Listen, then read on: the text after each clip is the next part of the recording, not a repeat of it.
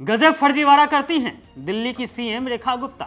और नहीं तो क्या, छठ पूजा के पावन अवसर पर दिल्ली की मुख्यमंत्री रेखा गुप्ता एक बार फिर अपने नए फर्जीवाड़े के साथ सामने आई हैं।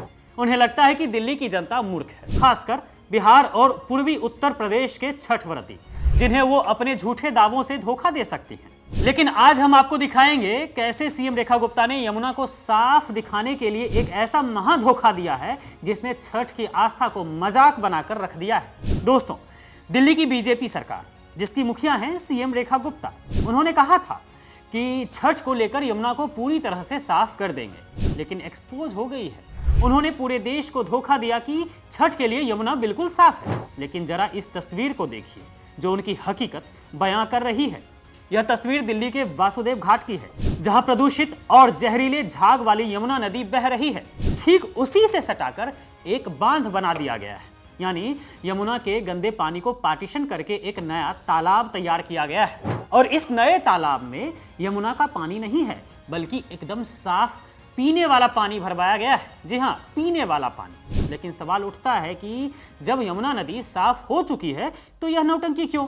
सीएम रेखा गुप्ता ने तो खुद ही कहा था कि यमुना नदी तो साफ हो गई है, तो फिर झूठ क्यों? इसलिए ताकि छठ पर पूजा करने आए व्रतियों को और खासकर मीडिया को यह दिखाया जा सके कि देखिए हमने यमुना को कितना साफ कर दिया है। सीएम रेखा गुप्ता और उनकी सरकार को लगता है कि यमुना के बगल में साफ पानी का एक छोटा सा गड्ढा खोद देने से लोग मान लेंगे कि पूरी यमुना नदी साफ हो चुकी है। यह सीधा सीधा बिहार और यूपी से आए उन करोड़ों लोगों की आस्था के साथ धोखा है, जो इस पवित्र पर्व को मनाने के लिए यमुना घाटों पर आते हैं। उन्हें झूठा दिलासा दिया जा रहा है ताकि सीएम रेखा गुप्ता अपनी विफलताओं पर पर्दा डाल सके। यह केवल एक राजनीतिक फोटोशूट का इंतजाम है जिसका आस्था से कोई लेना देना नहीं है। दोस्तों, रेखा गुप्ता का फर्जीवाड़ा यहीं नहीं रुकता है। उन्हें लगता है कि हर समस्या का समाधान छल से किया जा सकता है। याद कीजिए, जब अभी अभी खत्म हुए दीपावली के बाद दिल्ली में प्रदूषण चरम पर था, तब भी उनकी सरकार इसी तरह के नए नए प्रयोग करती रही। प्रदूषण का आंकड़ा अधिक न रिकॉर्ड हो, इसके लिए उनकी सरकार ने क्या किया? पॉल्यूशन मॉनिटरिंग सिस्टम के आसपास ही लगातार पानी का छिड़काव कराया जाता रहा। यह इसलिए किया गया ताकि मशीनें हवा में नमी की वजह से कम प्रदूषण रिकॉर्ड करें।